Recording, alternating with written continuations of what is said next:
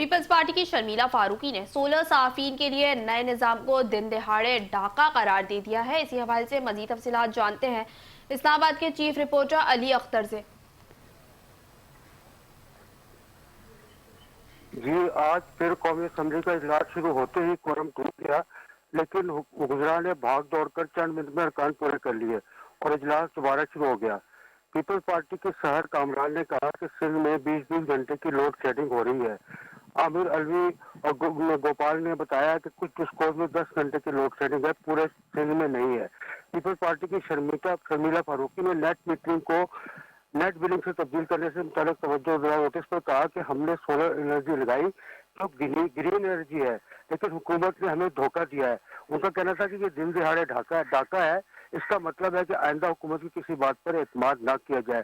اب تو پروٹیکٹڈ صارفین پر بھی سرچارج لگا کر ظلم کیا جا رہا ہے۔ اس کے جواب میں وزیر توانائی اویس لغاری نے کہا کہ ہم نے ایک اندر گردشی قرضہ کم کیا ہے۔ وزیر اعظم کے ایک رشتے دار کی آئی پی پی سے بھی کٹوتی کرا لی، بجلی کی قیمت 18 سے 19% کم کر دی ہے۔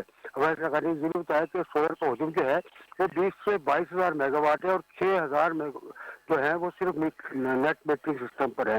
اسلام آباد کی اکثریت نیٹ میٹرنگ پر ہے۔